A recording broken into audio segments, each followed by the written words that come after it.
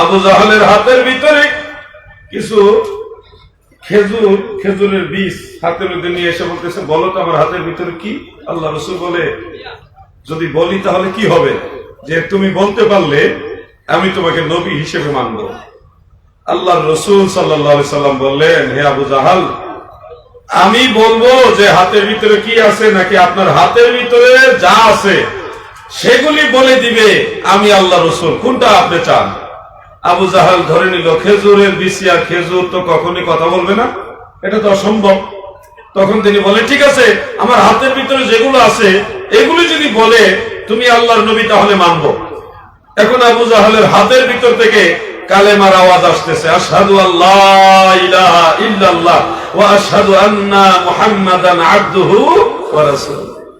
কালেমার আওয়াজ হাতের ভিতর থেকে আসে। আবু জাহেল এইগুলি হাত থেকে ঝেড়ে ফেলে দিয়ে বলতেছে, মুহাম্মদের জাদু আমার হাতের ভিতরে গিয়ে ঢুকে গেছে। নাউযুবিল্লাহ বলেন।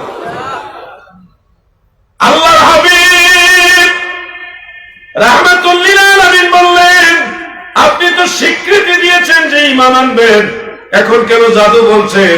আবু জাহেল তখন শর্ত দিল, আকাশের চন্দ্র যদি দুই টুকরা করে দিতে পারো তাহলে বিশ্বাস করব তুমি আল্লাহর নবী। সেই জাবালে আবু কুবাইস পর্বতের মধ্যে, সাফা পাহাড়ের পাশে জাবালে আবু কুবাইস, সেই পাহাড়ের উপরে আমার দয়াল নবীজি উঠলেন, আকাশের দিকে চন্দ্রকে ইঙ্গিত করে বললেন, চন্দ্র রে, আল্লাহর হুকুমে দুই টুকরা হয়ে যাও। আল্লাহ রসুলের আঙ্গুল মুবারকের ইশারায় আকাশের চন্দ্র যখন দুই টুকরা হয়ে গেল, আবু জাহাল তখন বলল, মুহাম্মদের জাদুর কত পাহাড়, কত পাওয়ার, যে আকাশের চাঁদের মধ্যে গিয়ে জাদু লেগে গেছে। নাউযুবিল্লাহ বলেন। কথাটা বলার উদ্দেশ্য হলো, আমার নবীজির আঙ্গুল মুবারকের মর্যাদা কত বড়, যে নবীজির আঙ্গুল মুবারকের ইশারায় আসমানের চন্দ্র টুকরা হয়। পৃথিবীর এই গোটা দুনিয়াতে কে আছে যে আল্লাহ রাসূল সাল্লাল্লাহু আলাইহি ওয়াসাল্লামের আঙ্গুল মুবারকের মতো আরেকটা আঙ্গুল এনে দেখাতে পারবে? আমার নবীজি বলেন, আমি দালাইলুন নবুওয়াতিল বাইহাকির মধ্যে দেখেছি, হাদিসটা উল্লেখ ইমাম বাইহাকি হযরত আয়েশা রাদিয়াল্লাহু তাআলা আনহা থেকে উল্লেখ করেছেন। আম্মা জান আয়েশা বলেন, আমার নবীজি এমন এক নবী ছিলেন যিনি দিনের বেলায়, দিনের আলোতে যেমন দেখতেন, রাতের গভীর অন্ধকারে আরো ভালো দেখতেন। সুবহানাল্লাহ। এমন একজন ব্যক্তি আমাকে দেখাও যে আল্লাহ রাসূল সাল্লাল্লাহু আলাইহি ওয়াসাল্লাম যেরকম দিনের আলোতে দেখতেন, রাতের অন্ধকারে সেরকম দেখতেন, এরকম মানুষ পাওয়া যাবে? এটা আল্লাহ রাসূলের মুজিজা। আমার নবীজি তাকাইলে সামনে যেমন দেখতেন, পিছনে তেমনই দেখতেন, ডানেও তেমন দেখতেন, বামেও তেমন দেখতেন। আমরা যারা দেখি, সামনে দেখি, তাও যতটুকু যাকে ইন্ডিকেট করি তাকেই দেখি, সামনে সবকিছু আমরা ভালোভাবে দেখি না। কিন্তু আল্লাহ রাসূল বলে, সামনে যেমন দেখি পিছনে তেমনই দেখি, ডানে বামে সবকিছু আল্লাহ তাআলা নবীজির সামনে জাহির করে দিয়েছে, প্রকাশ করে দিয়েছে। সুবহানাল্লাহ বলেন। আমার দাদু ভাইয়েরা গো, এই জন্য আমার নবীজি নবীদের মধ্যেও শ্রেষ্ঠ, মানুষের মধ্যেও অতুলনীয়, বেমিসাল, বেনজির বাশার। যদি আপনারা বলেন আল্লাহর নবী মানুষ, আমাদের মতোই মানুষ, কিছু ভাইয়েরা আছে আমাদের মাঝে, মুসলমানদের মাঝে কিছু বিপদগামী লোক আছে যারা আল্লাহ রাসূলকে আমাদের মতো সাধারণ মানুষ মনে করেন। আমি সেই ভাইদেরকে বলছি, ভাই কোরআন পড়ো, কিন্তু কোরআন তুমি তোমার মতো বুঝলে হবে না। আল্লাহ রাসূল এবং সাহাবায়ে কেরাম যেভাবে কোরআন বুঝেছে আপনাকে ওইভাবে বুঝতে হবে, নিজের মতো করে কোরআন বুঝতে হবে না। যেমন কোরআনুল কারীমের একটা আয়াতে কারিমা রয়েছে, সূরা কাহাফের 110 নম্বর আয়াত এবং সূরা হামিম সাজদার 6 নম্বর আয়াত। সেখানে আল্লাহ তাআলা বলেছেন, আমার সাথে তিলাওয়াত করুন, বিসমিল্লাহির রাহমানির রাহিম, কুল ইন্নামা আনা বাশারুম মিসলুকুম ইউহা ইলাইয়া আন্নামা ইলাহুকুম ইলাহুন ওয়াহিদ। নবী গো,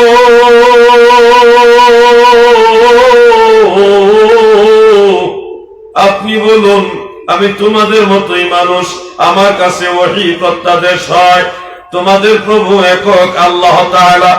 এই আয়াতের উপরে নির্ভর করে কিছু ভাইরা আছে যারা বিপদগামী এবং জ্ঞান পাপী, তারা মনে করেন কোরআনের মধ্যে আছে নবীজি আমাদের মতোই মানুষ। সেই ভাইদেরকে বলবো, কলিজার ভাই আমার, আল্লাহর রাসূলের ব্যাপারে কথা বলতে গিয়ে হাজারবার চিন্তা করে কথা বলল, কারণ নবীর সাথে যদি বেয়াদবি হয় তোমার দুনিয়া আখিরাত বরবাদ হয়ে যাবে। আমার ভাইরা গো, এখানে আল্লাহ তাআলা নবীজিকে মিন করে আদেশ দিয়েছেন, কুল আমরে হাজির মারুফ ওয়াহিদে মুযাক্কারের সিগা। নবী গো, শুধু আপনি বলুন আমি তোমাদের মতো মানুষ, ইন্নামা আনা বাশারুম মিসলুকুম, নিশ্চয় আমি তোমাদের মতো মানুষ। ইন্নামা দ্বারা কসর করা হয়েছে খাস ভাবে। নবীজি যেন বলেন যে আমি তোমাদের মতো মানুষ। আমার বাম পাশে যিনি হুজুর বসা আছে, হুজুর যদি আজকে বলেন মোনাজাতে অথবা আলোচনাতে যদি বলেন এই দুনিয়ায় আমার মতো গুনাহগার আর কেউ নাই গো, এইভাবে যদি হুজুর বলে, বলতেই পারে যে আসমানের নিচে জমিনের উপর আমার মতো গুনাহগার আর কেউ নাই, হুজুর এটা বলবে, এটা বিনয়। কিন্তু এই কথাকে মিন করে আপনারা যদি সবাই বলেন পৃথিবীতে সবচেয়ে বড় গুনাহগার, সবচেয়ে বড় খারাপ মানুষ হলো পিসা হুজুর, তাহলে কি হবে? এটা হুজুর বললে হুজুরের জবানে মানা, এটা বিনয়, এটা তাওয়াদু, নম্রতা। যে কোনো বড় আলেম বললে উনার জবানে এটা মানাবে, কিন্তু সবাই যদি বলা বলি করেন তখন এটা মানাবে না। যার কথা তার মুখে মানায়। হযরত আদম দোয়া করেছেন, রব্বানা যালামনা আনফুসানা ওয়া ইল্লাম তাগফির লানা ওয়া তারহামনা লানাকুনান্না মিনাল খাসিরিন। হযরত আদম নবী দোয়া করেছে, রব্বানা যালামনা, ওগো আমার রব আমরা জুলুম করেছি। তো জুলুম যিনি করে তাকে কি বলা হয়? জালিম বলা হয়। এখন আদম নবী তিনি বললেন রব্বানা যালামনা, এটা আদম আলাইহিস সালামের জবানে শোভা পেয়েছে। আপনারাও যদি এখন বলেন হযরত আদম আলাইহিস সালাম জালিম ছিল, তাহলে কিন্তু ঈমানই থাকবে না। তাহলে কথাটা উনি বলেছেন সত্য, উনার মুখে কথাটা মানায়, আদম নবীর মুখে ধরা নাই। আপনিও যদি নিজের পক্ষ থেকে আল্লাহর উদ্দেশ্যে এটা বলেন তাহলে আপনার মুখে মানাবে, কিন্তু আপনি যদি আদম নবীকে জালিম বলেন তাহলে আপনার ঈমানও যাবে, আমলও বরবাদ হয়ে যাবে। এটা হযরত আদম আলাইহিস সালামের জবানে শোভা পেয়েছে। ইউনূস নবী মাছের পেটে একটা দোয়া করেছিলেন, নিশ্চয়ই আপনারা এটা পড়েন, লা ইলাহা ইল্লা আনতা সুবহানাকা ইন্নী কুনতু মিনাজ জালিমিন। শেষে যে কথাটা, ইন্নী কুনতু মিনাজ জালিমিন, আল্লাহ নিশ্চয় আমি জালিমদের অন্তর্ভুক্ত হয়ে গেছি। ইউনূস নবী নিজে কি ওই জালিমদের অন্তর্ভুক্ত হয়ে গেছেন মর্মে দোয়া করলেন। এখন এই আয়াতে কারিমাকে দলিল হিসেবে উল্লেখ করে আপনারাও যদি বলেন আল্লাহর নবী ইউনূস আলাইহিস সালাম জালিম ছিলেন, বলেন তো এটা কি বলা ঠিক হবে কিনা? কোনোদিনও ঠিক হবে না। বরং আমরা যদি আল্লাহর নবী কোন একজন নবীকে জালিম বলি, আমাদের ঈমান থাকবে না, ঈমান চলে যাবে। ইউনূস নবীর জবানে এটা মানায়। আমরাও যদি আমাদের নিজেদের পক্ষ থেকে মহান আল্লাহ তাআলার উদ্দেশ্যে এটা বলি তাও ঠিক আছে, কিন্তু আমরা যদি কোন নবীকে জালিম বলি তাহলে আমাদের ঈমান থাকবে না। দাদু আল্লাহ রাসূল সাল্লাল্লাহু আলাইহি সাল্লাম বিনয় নম্রতা প্রকাশের জন্য বলেছিলেন, ইন্নামা আনা বাশারুম মিসলুকুম। এই যে আনা বাশারুম মিসলুকুমের তাফসীর করেছেন রাইসুল মুফাসসিরিন হযরত আব্দুল্লাহ ইবনে আব্বাস রাদিয়াল্লাহু তাআলা আনহুমা এবং হযরত হাসান বসরি রাহমাতুল্লাহ আলাইহি। এই দুইজনের তাফসীর উল্লেখ রয়েছে তাফসীরে খাজের এবং তাফসীরে বাগাবীর মধ্যে। তাফসীরে কবীরের মধ্যে সূরা হামিম সাজদা এর 110 নম্বর আয়াতের তাফসীর, আর সূরা কাহাফের 110 নম্বর আয়াতের তাফসীর, আর সূরা হামিম সাজদা এর 6 নম্বর আয়াতের তাফসীরের মধ্যে উল্লেখ যে আল্লাহ রাসূল বলেছিলেন আনা বাশারুম মিসলুকুম। এটা ছিল লিতাওয়াদু, বিনয়ের জন্য, নম্রতা প্রকাশের জন্য। হাকিকতান নবীজি আমাদের মতোই বা আমরা নবীর মতোই ওটা বোঝানোর জন্য নয়। হাকিকতান আল্লাহ রাসূল সাল্লাল্লাহু আলাইহি সাল্লাম কি সেটা অবস্থান নবীজি নিজেই বলেছেন যে লাস্তু কাহাদিকুম। অন্য হাদিসে আছে লাস্তু কাহাদি মিনকুম। কোন কোন হাদিসে বুখারী মুসলিম আছে আইয়ুকুম মিসলি। সুবহানাল্লাহ। আল্লাহর হাবিব বলেন আমি তোমাদের মতো নই, তোমরা কে আছো আমার মতো, আমি তোমাদের মধ্য হতে কারো মতো নই। বারবার বারবার আল্লাহ রাসূল এই কথাগুলি বলে গেছেন। আমি আপনাদেরকে আরেকটা কথা জিজ্ঞাসা করি, গতকাল বলেছিলাম আজকে বলে দিচ্ছি। রাসূল সাল্লাল্লাহু আলাইহি সাল্লাম সম্পর্কে আমাদের আকীদা, তিনি বেমিসাল বেনজির বাশার, নবীজির বাশারিয়াতকে আমরা অস্বীকার করি না, বরং আকায়েদের কিতাবে নবীজির বাশারিয়াতের কথা স্পষ্ট উল্লেখ রয়েছে। যে কোনো আকায়েদের কিতাবে এটা পাবেন, ফতোয়া আলমগীরি সহ অনেক ফতোয়ার কিতাবে এটা আছে। নবীজির বাশারিয়াতকে আমরা অস্বীকার করি না, কিন্তু আমরা নবী করিম সাল্লাল্লাহু আলাইহি ওয়াসাল্লামের বাশারিয়াতকে আমাদের মতোই মনে করি না। তিনি বেমিসাল বেনজির এবং আল্লাহর নূর। সুবহানাল্লাহ বলুন। আল্লাহুম্মা সাল্লি মারহাবা।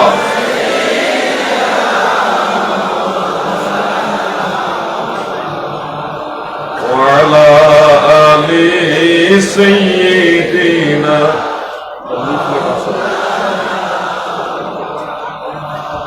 প্রিয় আসামবাসী, আপনাদের সবাইকে নিয়ে মহান আল্লাহ তাআলার নামে একটু জিকির করতে চাই। পারবেন না ইনশাআল্লাহ? ইসমে জাত আল্লাহ আল্লাহ আল্লাহ আল্লাহ আল্লাহ আল্লাহ।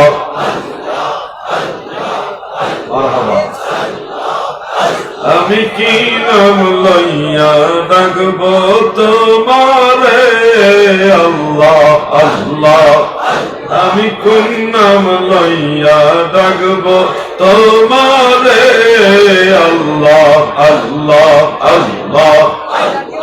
মাশাআল্লাহ মাশাআল্লাহ। তোমায় যেই নাম লইয়া ডাকি, তোমায় যেই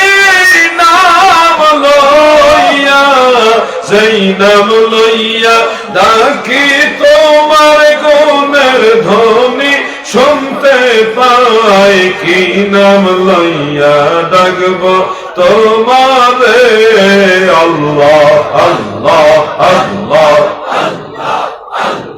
মারহাবা। তোমায় রহমান বললে দয়া করো, রাহিম বললে মায়া করো গো আল্লাহ আল্লাহ। তোমায় গফফার বললে ক্ষমা করো, গফফার বললে ক্ষমা করো, তোমার গুণের সীমা নাই। কি নাম লইয়া ডাকবো তোমারে আল্লাহ আল্লাহ আল্লাহ।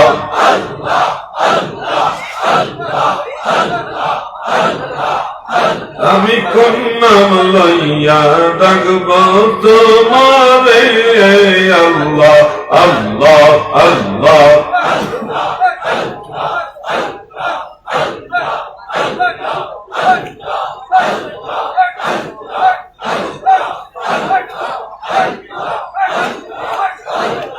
লা ইলাহা ইল্লাল্লাহু মুহাম্মাদুর রাসূলুল্লাহ সাল্লাল্লাহু আলাইহি ওয়া আলিহি ওয়াসাল্লাম।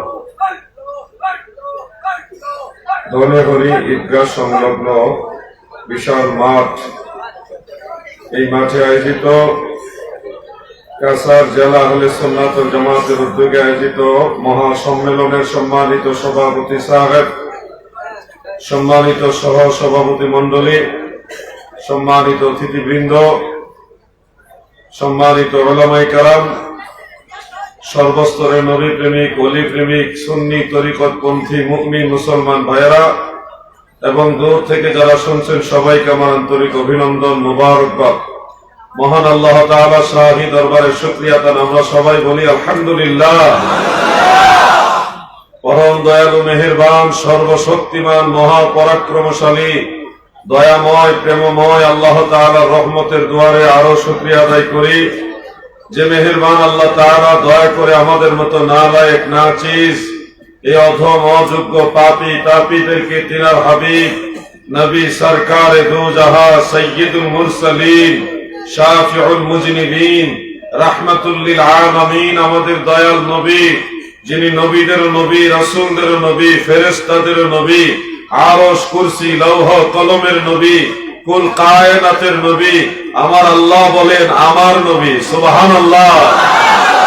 এমন একজন নবীর উম্মত মহান সৃষ্টিকর্তা আমাদেরকে বানিয়েছেন, এই জন্য শুকরিয়া দান। আবারও বলি আলহামদুলিল্লাহ।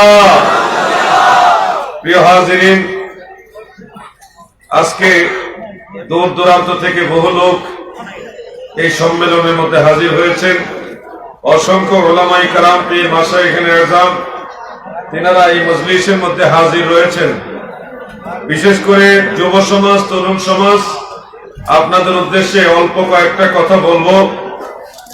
আশা করি আপনারা মনোযোগ সহকারে কথাগুলি শ্রবণ করবেন। আল্লাহর এই দুনিয়াতে হযরত আদম আলাইহিস সালাম থেকে অদ্যাবধি অগণিত অসংখ্য মানুষ প্রেরণ করেছেন।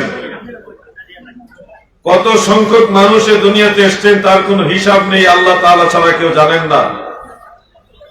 সেই মানুষগুলোর মধ্যে বর্তমান বিশ্বে প্রায় 800 কোটি বা 750 কোটির উপরে বেশি মানুষ। এই 750 কোটি মানুষের মাঝে প্রায় 250 কোটি মানুষ হলো মুসলমান।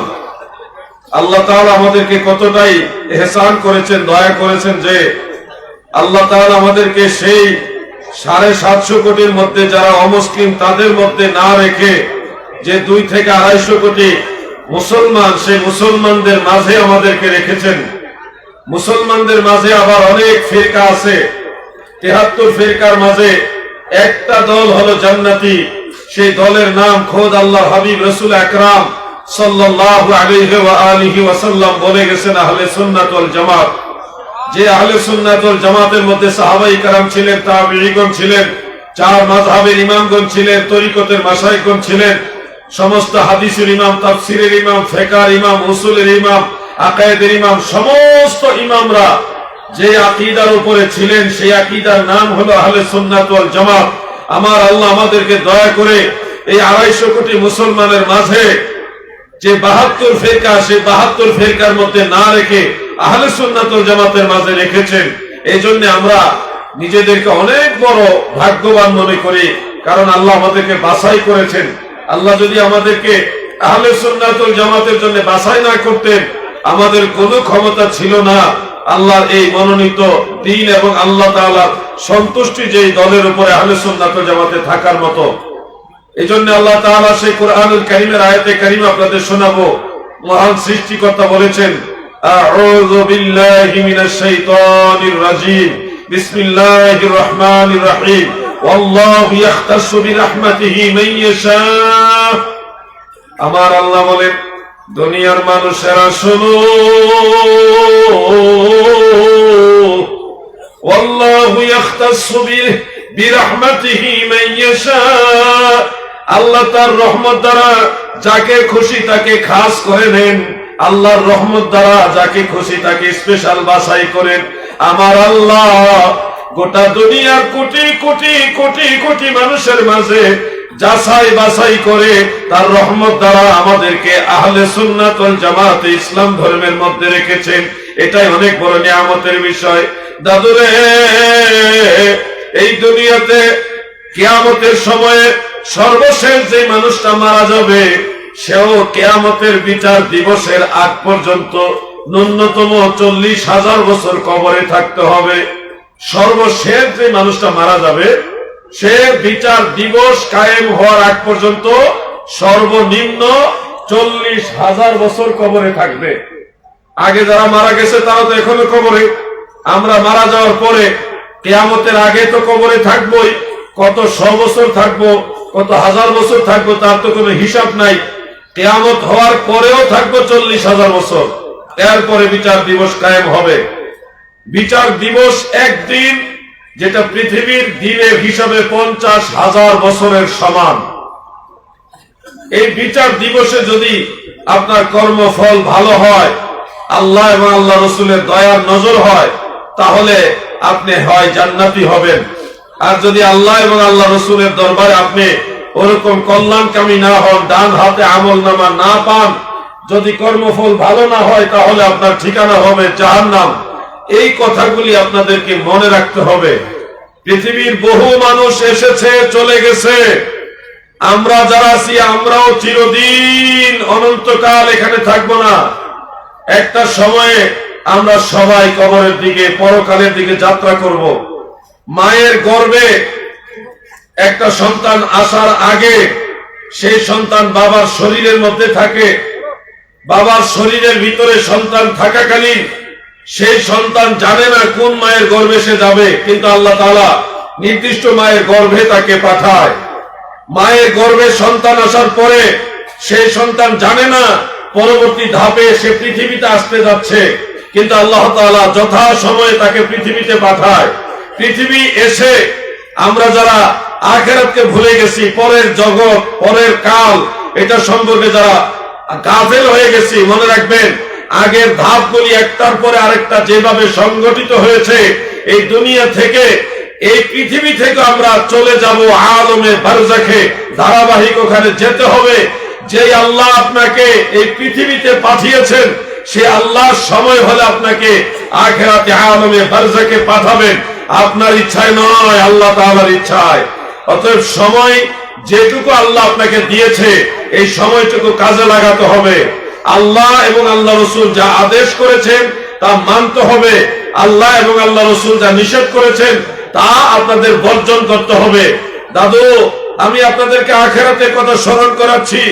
আগের মানুষগুলো অনেকেই মনে করতো যে আমি ক্ষমতাশীল, আমি পাওয়ারফুল লোক, আমি ধনাঢ্যশীল লোক, আমি অর্থশীল লোক, আমার মতো ক্ষমতা, শক্তি, অর্থ কারণে এই মনে করে অনেক মানুষ সীমালঙ্ঘন করেছে, বেপরোয়া জিন্দেগি করেছে, কিন্তু তারাও চিরস্থায়ীভাবে অনন্তকালের জন্য পৃথিবীতে বেঁচে থাকতে পারেনি। আমরা কি পারবো?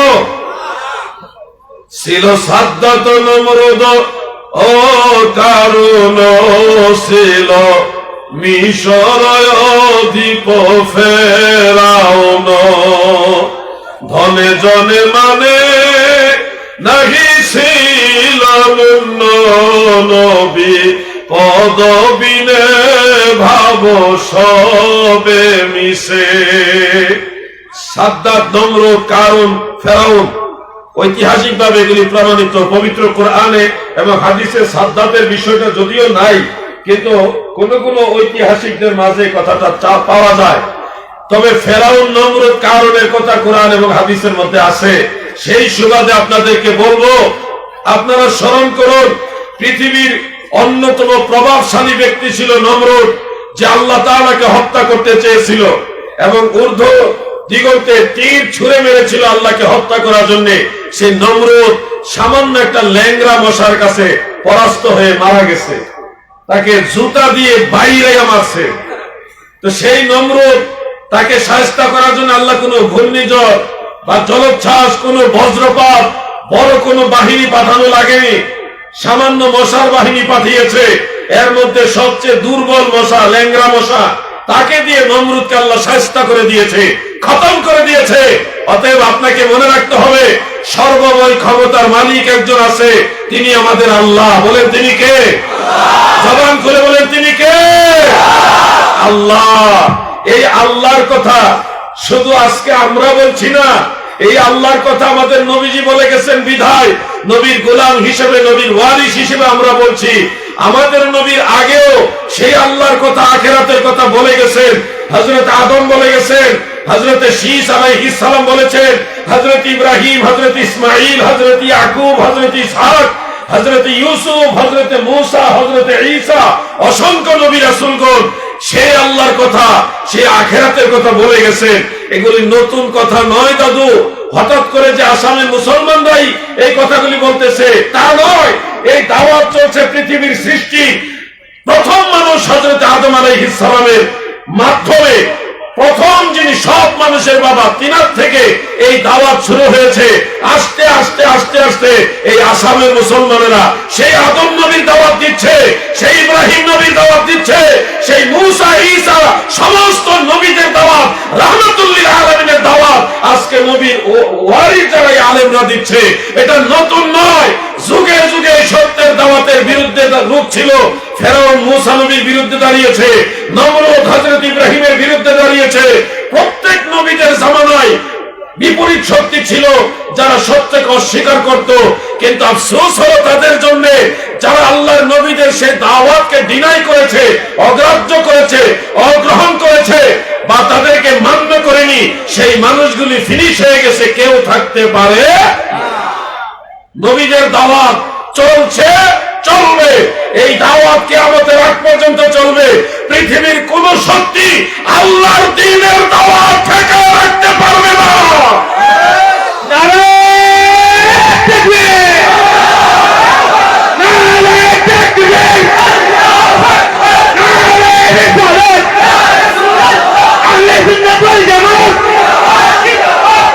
প্রিয় ভাইরা, আমি আপনাদেরকে বলবো, ইসলাম শান্তির ধর্ম। শান্তির বাতাস নিয়ে ইসলাম সারা পৃথিবীতে বয়ে যাচ্ছে। ফিলিস্তিন গিয়েছিলাম, আল্লাহ পাকের অশেষ দয়ায় ফিলিস্তিন যাওয়ার সুযোগ হয়েছে। দেখে এসছি ফিলিস্তিনের মুসলমানরা কত অসহায়, নিজের চোখে দেখে আসছি। ফিলিস্তিনের মানুষকে দান করা অন্যায়। কেউ যদি দান করে, হেল্প করে টাকা পয়সা বা কোনো কিছু দিয়ে, আর সেটা যদি ইসরায়েলের পুলিশ দেখে তাকে ফায়ার করে মেরে ফেলে। গোপনে দান করতে হয়। আমরা গোপনে গোপনে যতটুকু পারছি হেল্প করে আসছি।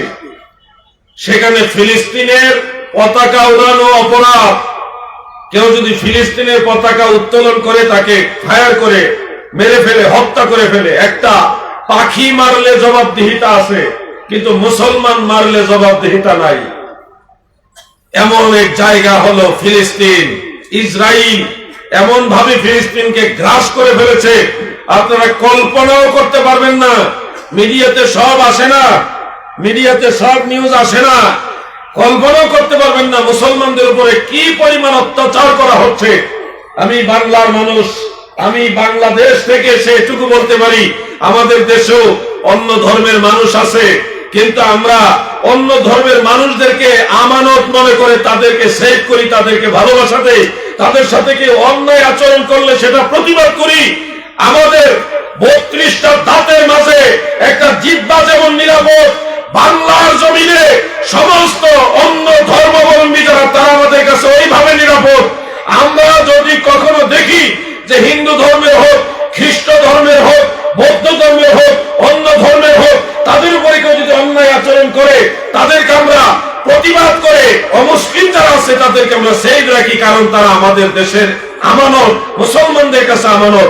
কিন্তু আপনি দেখেন ফিলিস্তিনের দিকে তাকায়া হাজারে হাজারে মানুষ মেরে ফেলতেছে, হাজারে হাজারে মুসলমান মেরে ফেলতেছে, প্রায় 20,000-এর উপরে মুসলমান মেরেছে।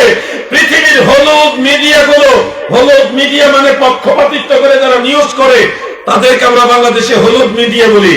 এই হলুদ মিডিয়াগুলি তারা অনেক নিউজ ওইভাবে প্রচার করে না। আমরা আপনাদের কাছে একটা কথা বলতে চাই, ফিলিস্তিনি মুসলমানদের জন্য কি আপনাদের মায়া লাগে? আওয়াজ দিয়ে বলতে হবে, মায়া লাগে? হাজার হাজার ছোট ছোট শিশুদেরকে গুলি করে মেরে ফেলছে, এমন বোমা ফেলছে, সেই বোমা পুরো বিল্ডিং সহ মানুষ যা আছে সব মুহূর্তের মধ্যে ধ্বংস হয়ে যাচ্ছে, সবাই মুহূর্তের মধ্যে ফিনিশ হয়ে যাচ্ছে। বাইতুল মুকাদ্দাস 50 বছরের বয়সের কম যারা, তারা মসজিদুল আকসার মধ্যে ঢুকতে পারে না। আমাদের সামনে একটা লোককে গুলি করে মেরে ফেলেছে, কিছুই করার ছিল না। আমি আপনাদেরকে কথাগুলি কেন বলছি? মুসলমান, মুসলমান তোমরা ঐক্যবদ্ধ থাকো। মনে রাখবে, তোমাদেরকে মারলে পৃথিবীর কোন মিডিয়াও প্রচার করবে না। আর যদি তোমরা কামড়া কামড়ি করো, সামান্য একটা বিষয় যদি এদিক সেদিক হয়, সারা পৃথিবীর মিডিয়া এটাকে ফোকাস করে দিবে, অমুক হুজুর এই কাজ করেছে। এই জন্য আপনারা ঐক্যবদ্ধ থাকবেন। ফিলিস্তিনের মুসলমানদের জন্য আপনাদেরকে একটা কাজ করতে হবে। আমি আপনাদেরকে একটা প্রশ্ন করি, আপনারা কি চান যে আপনাদের টাকা দিয়ে বোমা বানিয়ে মুসলমানদেরকে, বিশেষ করে ফিলিস্তিনি মুসলমানদেরকে মারুক? এটা কি আপনারা চান? কিন্তু আপনাদের টাকা দিয়ে বোমা বানিয়ে মুসলমান মারতেছে, আপনাদের টাকা দিয়ে মারতেছে। কিভাবে কিভাবে মারতেছে? ইসরায়েলের অনেক পণ্য আছে ভারতবর্ষে বিক্রি হয়, ইসরায়েলের অনেক পণ্য আছে ভারতবর্ষে বিক্রি হয়। এই জন্য আপনাদেরকে বলছি, ইসরায়েলের সকল পণ্য বর্জন করে দিতে হবে। তাহলে দেখবেন আপনাদের মাধ্যমে, আপনাদের পকেটের টাকা নিয়ে মুসলমানদেরকে মারতে পারবে না, ঘরে বসেও তাদের বিরুদ্ধে জিহাদ করতে পারবেন। প্রিয় ভাই আমার, এই পৃথিবীতে মুসলমানেরা সবচেয়ে বড় অসহায়। তবে হ্যাঁ, মুসলমানদের পক্ষে আল্লাহ আছে। বলেন কে আছে? আমরা হিংসা নই, কারো উপর আক্রমণ করব না। আমরা মদিনাওয়ালার আদর্শ পক্ষে ধারণ করি, আমরা নবীজির সে আদর্শ ধারণ করি। আল্লাহর হাবিব মসজিদে নববীতে বসে আছেন, সাহাবাই কেরাম নবীজির কাছে আসেন। এমত অবস্থায় ইহুদি ধর্মের কিছু লোক আল্লাহ রাসূলের সাথে দেখা করতে যাচ্ছেন। সাহাবীরা বললেন, তোমরা কোথায় যাচ্ছ? তারা বললেন, আমরা ইসলাম ধর্মের নবী মুহাম্মদ মুস্তাফা সাল্লাল্লাহু আলাইহি ওয়াসাল্লামের সাথে দেখা করতে যাচ্ছি। একজন সাহাবী কি আল্লাহর নবীকে বললেন, ইয়া রাসূলুল্লাহ, নবী গো,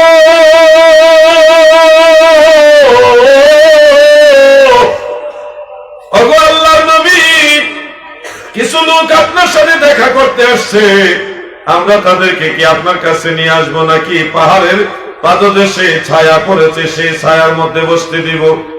আল্লাহর নবী বললেন, ওই ছায়ার মধ্যে বসতে দিও না, আরো কাছে নিয়ে আসো। সাহাবীরা বললেন, ইয়া রাসূলুল্লাহ, মসজিদ নববীর পাশে কিছু খেজুর গাছ আছে, ওই খেজুর বাগানে ছায়া আছে, ওখানে বসতে দিব নাকি? নবীজি বললেন, না, ওখানেও বসতে দিও না। ইয়া রাসূলুল্লাহ, আপনি বলেন কোথায় নিয়ে আসবো? আল্লাহর রাসূল বললেন, তাদেরকে আমি রাসূলুল্লাহর কাছে মসজিদে নববীর ভিতরে নিয়ে আসো। আমার নবীজি কোনো হিংসা নিয়ে আসে নাই। আল্লাহর নবী সবচেয়ে উত্তম মানবতার শিক্ষা আমাদের দিয়ে গেছেন। পৃথিবীর সমস্ত মানুষের আমাদের কাছে নিরাপদ, কারণ আমাদের ধর্মের নাম ইসলাম। ইসলাম মানে হলো শান্তি। দাদু ভাই আমার, সেই শান্তির প্রধান বার্তাবাহক তিনি হলেন মুহাম্মাদুর রাসূলুল্লাহ সাল্লাল্লাহু আলাইহি ওয়াসাল্লাম। সেই নবীর উম্মত, সেই নবীর আদর্শ ধারণ করে আমরা পৃথিবীতে বেঁচে আছি, বেঁচে থাকবো ইনশাআল্লাহ। আজ না হয় কাল আমরা চলে যাব, ঈমান নিয়ে কবরে যাব, নবীর উম্মত হয়ে যাব। এই জন্যই তো আমি আপনাদেরকে সতর্কতার জন্য বলি, আজ না তো যাবে কাল, গত হলো কত কাল, শিয়রে আসিলে রে কাল, কি হবে তোর পাই, কে যাবি সে চল না যায়, সুসময় বয়ে যায়, দরশিতে নবী বরে সোনার সেই মদিনায়, কে যাবি সে চল না যায়। আল্লাহুম্মা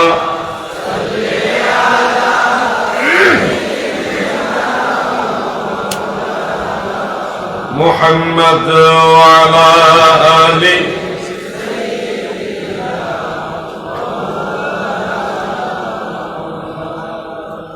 আমরা আমাদের নবীজিকে ভালোবাসি, যার কারণে নবী করিম সাল্লাল্লাহু আলাইহি সাল্লামের ব্যাপারে সর্বোচ্চ সতর্কতা অবলম্বন করি।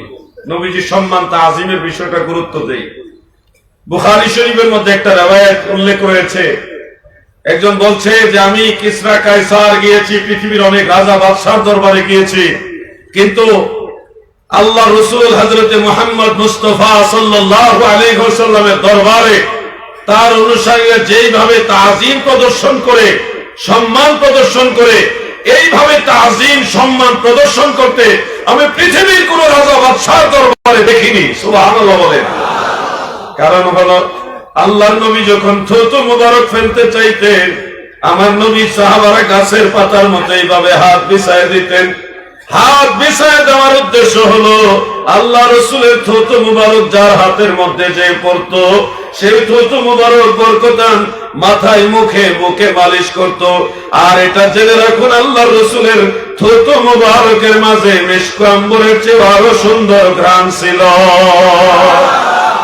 অনেক সাহাবীরা বলতেন, শামাইলের কিতাবগুলির মধ্যে উল্লেখ যে আল্লাহ রাসূলের চেহারার মধ্যে, চেহারা মুবারকের মধ্যে তাকাতাম, রাত্রে বেলায় আকাশের পূর্ণিমার চাঁদের দিকে তাকাতাম, আরেক দিকে আল্লাহর রাসূলের চেহারা মুবারকের দিকে তাকাতাম, কিন্তু আমরা দেখতাম চাঁদের চেয়েও আরো সুন্দর আমার দয়াল নবী।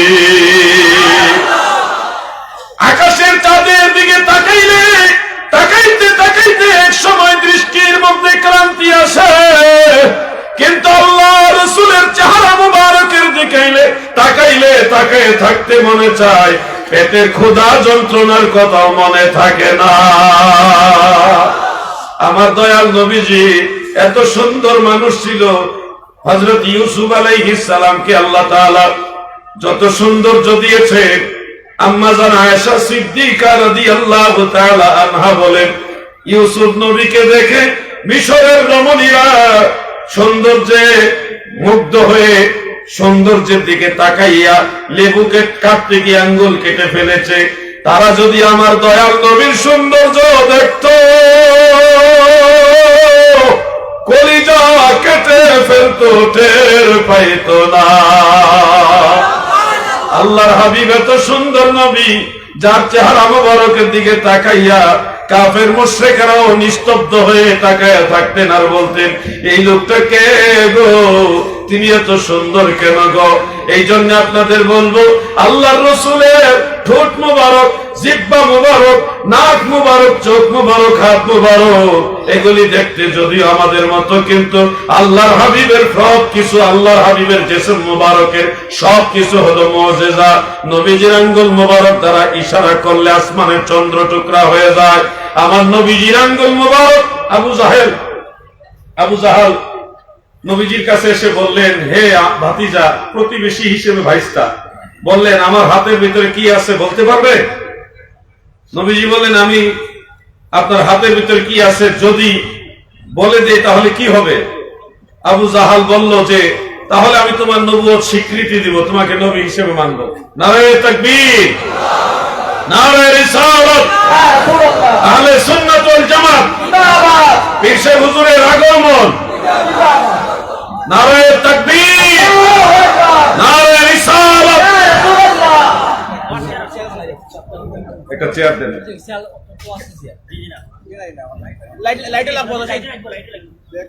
ধীরে ধীরে একটু জিকির করেন, লা ইলাহা ইল্লাল্লাহ, মুহাব্বতে লা ইলাহা ইল্লাল্লাহ, হাসবি রাব্বি জাল্লাল্লাহ, মাফি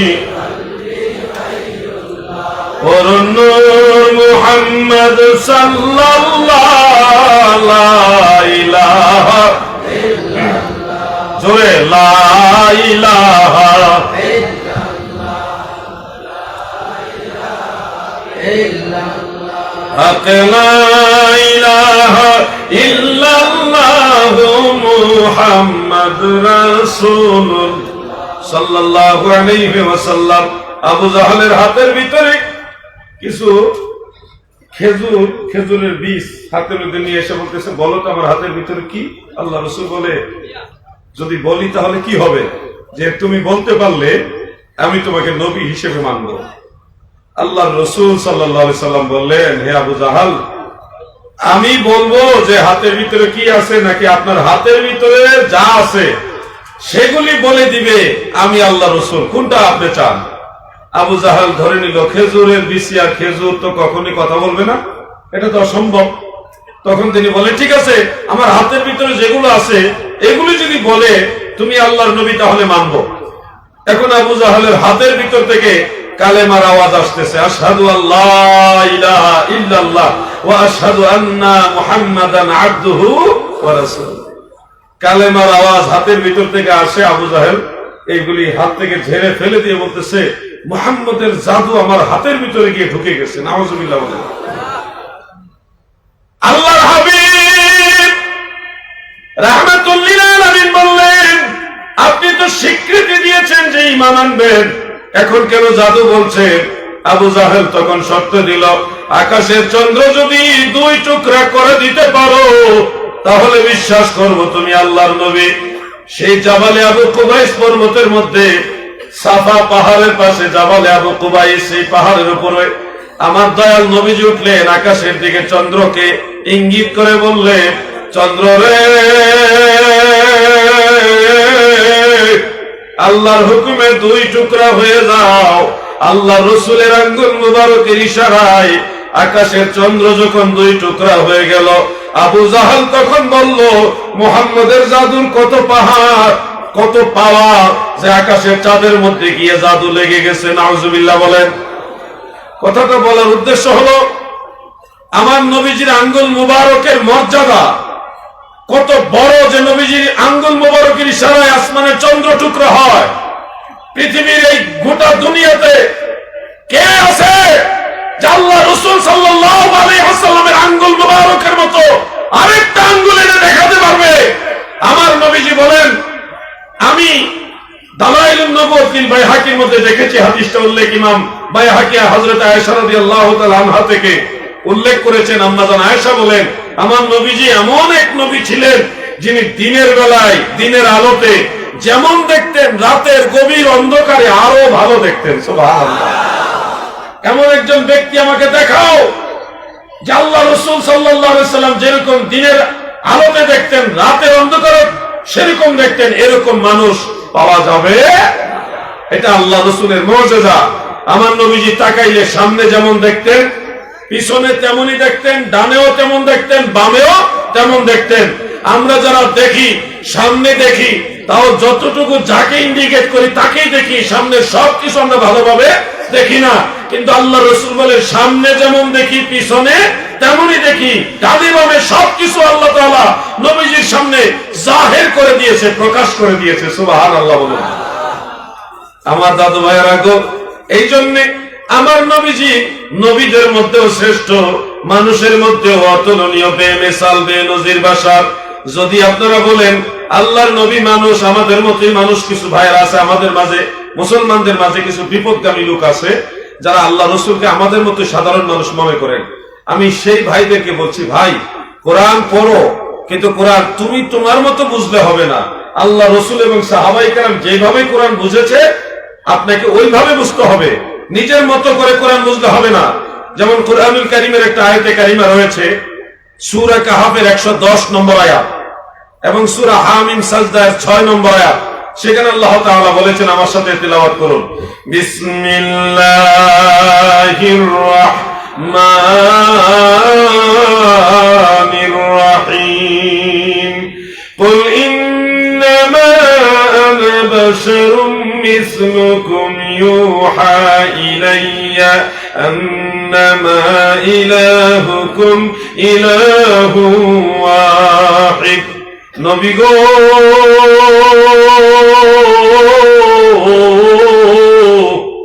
আপনি বলুন, আমি তোমাদের মতোই মানুষ, আমার কাছে ওহী প্রত্যাদেশ হয়, তোমাদের প্রভু একক আল্লাহ তাআলা। এই আয়াতের উপরে নির্ভর করে কিছু ভাইরা আছে যারা বিপদগামী এবং জ্ঞান পাপী, তারা মনে করেন কোরআনের মধ্যে আছে নবীজি আমাদের মতোই মানুষ। সেই ভাইদেরকে বলবো, কলিজার ভাই আমার, আল্লাহর রাসূলের ব্যাপারে কথা বলতে গিয়ে হাজারবার চিন্তা করে কথা বইল, কারণ নবীর সাথে যদি বেয়াদবি হয়, তোমার দুনিয়া আখিরাত বরবাদ হয়ে যাবে। আমার ভাইরা গো, এখানে আল্লাহ তাআলা নবীজিকে মিন করে আদেশ দিয়েছেন, কুল আমরে হাজির মারুফ ওয়াহিদে মুযাক্কারের সিগা। নবী গো, শুধু আপনি বলুন, আমি তোমাদের মতো মানুষ, ইন্নামা আনা বাশারুম মিসলুকুম, নিশ্চয় আমি তোমাদের মতো মানুষ। ইন্নামা দ্বারা কসর করা হয়েছে খাস ভাবে। নবীজি যেন বলেন যে আমি তোমাদের মতো মানুষ। আমার বাম পাশে যিনি হুজুর বসা আছে, হুজুর যদি আজকে বলেন মোনাজাতে অথবা আলোচনাতে, যদি বলেন এই দুনিয়ায় আমার মতো গুনাহগার আর কেউ নাই গো, এইভাবে যদি হুজুর বলে, বলতেই পারে যে আসমানের নিচে জমিনের উপর আমার মতো গুনাহগার আর কেউ নাই, হুজুর এটা বলবে, এটা বিনয়। কিন্তু এই কথাকে মিন করে আপনারা যদি সবাই বলেন পৃথিবীতে সবচেয়ে বড় গুনাহগার, সবচেয়ে বড় খারাপ মানুষ হলো পীর সাহেব হুজুর, তাহলে কি হবে? এটা হুজুর বললে হুজুরের জবানে মানা, এটা বিনয়, এটা তাওয়াদু, নম্রতা। যে কোনো বড় আলেম বললে ওনার জবানে এটা মানাবে, কিন্তু সবাই যদি বলা বলি করেন তখন এটা মানাবে না। যার কথা তার মুখে মানায়। হযরত আদম দোয়া করেছেন, রব্বানা যালামনা أنفسنا وإن لم تغفر لنا وترحمنا لنكونن من الخاسرين হযরত আদম নবী দোয়া করেছে রব্বানা যালামনা ওগো আমার রব আমরা জুলুম করেছি তো জুলুম যিনি করে তাকে কি বলা হয় জালিম বলা হয় এখন আদম নবী তিনি বললেন রব্বানা যালামনা এটা আদম আলাইহিস সালামের জবানে শোভা পেয়েছে আপনারাও যদি এখন বলেন হযরত আদম আলাইহিস সালাম জালিম ছিল তাহলে কিন্তু ঈমানই থাকবে না তাহলে কথাটা উনি বলেছেন সত্য ওনার মুখে কথাটা মানায় আদম নবীর মুখে কথা নয় আপনিও যদি নিজের পক্ষ থেকে আল্লাহর উদ্দেশ্যে এটা বলেন তাহলে আপনার মুখে মানাবে কিন্তু আপনি যদি আদম নবীকে জালিম বলেন তাহলে আপনার ঈমানও যাবে আমলও বরবাদ হয়ে যাবে এটা হযরত আদম আলাইহিস সালামের জবানে শোভা পেয়েছে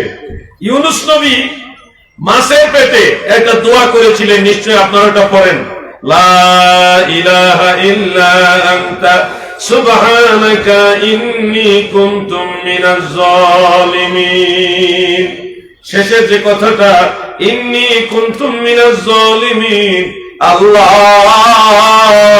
নিশ্চয় আমি জালিমদের অন্তর্ভুক্ত হয়ে গেছি ইউনূস নবী নিজেকে ওই জালিমদের অন্তর্ভুক্ত হয়ে গেছেন মর্মে দোয়া করলেন এখন এই আয়াতে কারিমাকে দলিল হিসেবে উল্লেখ করে আপনারাও যদি বলেন আল্লাহর নবী ইউনূস আলাইহিস সালাম জালিম ছিলেন বলেন তো এটা কি বলা ঠিক হবে কিনা কোনোদিনও ঠিক হবে না বরং আমরা যদি আল্লাহর নবী কোন একজন নবীকে জালিম বলি আমাদের ঈমান থাকবে না ঈমান চলে যাবে ইউনূস নবীর জবান এটা মানায় আমরাও যদি আমাদের নিজেদের পক্ষ থেকে মহান আল্লাহ তাআলার উদ্দেশ্যে এটা বলি তাও ঠিক আছে কিন্তু আমরা যদি কোন নবীকে জালিম বলি তাহলে আমাদের ঈমান থাকবে না দাদু আল্লাহ রাসূল সাল্লাল্লাহু আলাইহি সাল্লাম বিনয় নম্রতা প্রকাশের জন্য বলেছিলেন ইন্নামা আনা বাশারুম মিসলুকুম এই যে আনা বাশারুম মিসলুকুমের তাফসীর করেছেন রাইসুল মুফাসসিরিন হযরত আব্দুল্লাহ ইবনে আব্বাস রাদিয়াল্লাহু তাআলা আনহুমা এবং হযরত হাসান বসরি রাহমাতুল্লাহ আলাইহি এই দুইজনের তাফসীর উল্লেখ রয়েছে তাফসীরে খাজের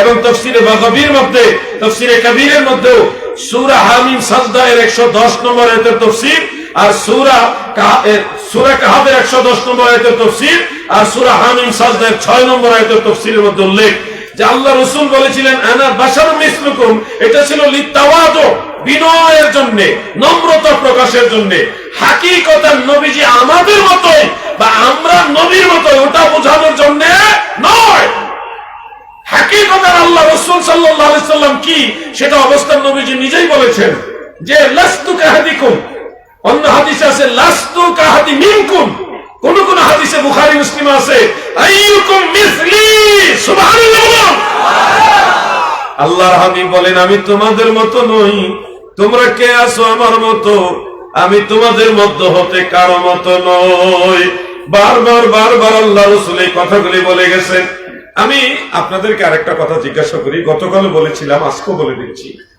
রাসূল সাল্লাল্লাহু আলাইহি সাল্লাম সম্পর্কে আমাদের আকীদা তিনি বেমিসাল বেনজির বাশার নবীজির বাশারিয়াতকে আমরা অস্বীকার করি না বরং আকায়েদের কিতাবে নবীজির বাশারিয়াতের কথা স্পষ্ট উল্লেখ রয়েছে যে কোনো আকায়েদের কিতাবে এটা পাবেন ফতোয়া আলমগীরি সহ অনেক ফতোয়ার কিতাবে এটা আছে নবীজির বাশারিয়াতকে আমরা অস্বীকার করি না কিন্তু আমরা নবী করিম সাল্লাল্লাহু আলাইহি ওয়াসাল্লামের বাশারিয়াতকে আমাদের মতই মনে করি না তিনি বেমিসাল বেনজির এবং আল্লাহর নূর সুবহানাল্লাহ বলুন বন্ধুরা বলবেন কোরআনে আছে নবীজি বাশার হাল কুনতু ইল্লা বাশারা রাসূলা ইন্নামা আনা বাশারুম মিসলুকুম তা সত্ত্বেও কেন নবীজিকে আমাদের মতো মানুষ বলি না বললেন না আমি তখন বলবো ভাই অনেক সত্য কথা বারবার বললে এটা আদবের মধ্যে পড়ে না এটা বারবার বলা উচিত না তার উদাহরণ হিসেবে আমি বলবো আপনাদের মা আছে কিনা মা আওয়াজে বোঝা যায় মা নাই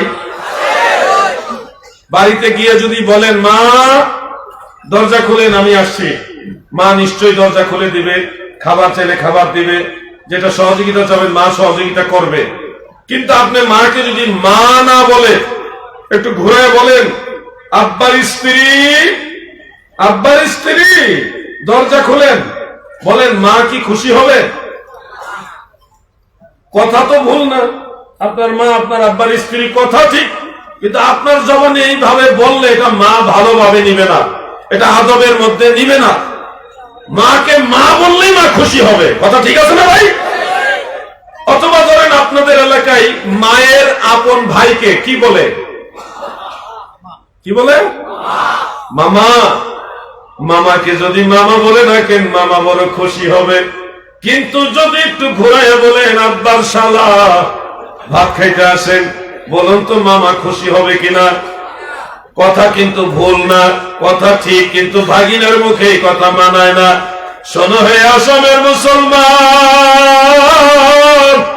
মন দিয়া শোনো, এমন অনেক জিনিস আছে, এমন অনেক কথা আছে যেগুলি সরাসরি বললে, বারবার বললে এটা মানায় না বা এটা আদবের মধ্যে পড়ে না। মামাকে আব্বার শালা ওই নজরে না দেখে মামাকে মামা বলে ডাকলে মামা খুশি হয়। মাকে আব্বার স্ত্রী ওইভাবে সম্বোধন না করে মাকে ডাইরেক্ট মা বলে ডাকলে মা খুশি হয়। আল্লাহর নবী তোমার আমার মতো মানুষ এই নজরে না দেখে আল্লাহর নবীর নজরে দেখলে আল্লাহর নবী খুশি হয়। নবীজিকে নবীর নজরে দেখতে হবে, আল্লাহ রসুলকে আল্লাহ রসুলের নজরে দেখতে হবে। এই জন্য সাহাবায়ে কেরাম বলতেন, ক্বালু লাসনা কাহায়াতিকা ইয়া রাসূলুল্লাহ, নবী গো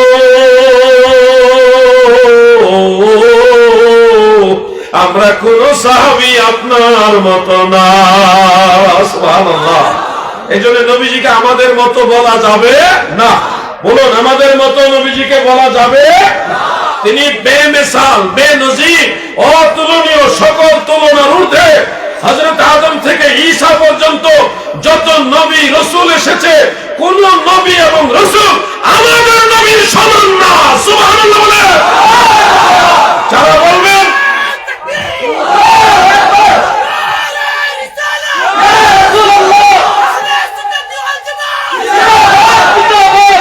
যারা বলবেন যে নবীজি আপনার মতো মানুষ বা আপনি নবীর মতো মানুষ, আপনার ইমানের মধ্যে খাতরা হবে, আপনি ইমান নিয়ে কবরে যেতে পারবেন না, আপনি সর্বনাশ করে যাবেন।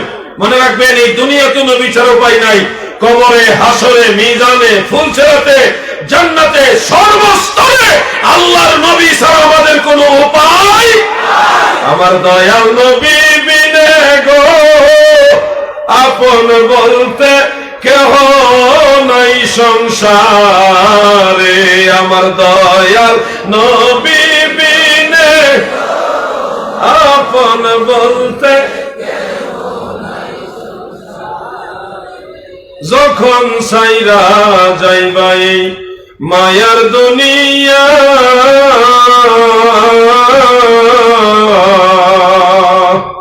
কবরেতে আপন বলতে কাউকে পাইবা না। আরে নূরের নবী দিবেন দেখা, আমার দয়াল নবী দিবেন দেখা, তোরা ইবেন হাসরে আপন বলতে কেহ নাই সংসারে, আমার দয়াল আপন বলতে কেহ নাই সংসারে। আল্লাহুম্মা মারহাবা মাওলানা মুহাম্মদ ওয়া আলা আলি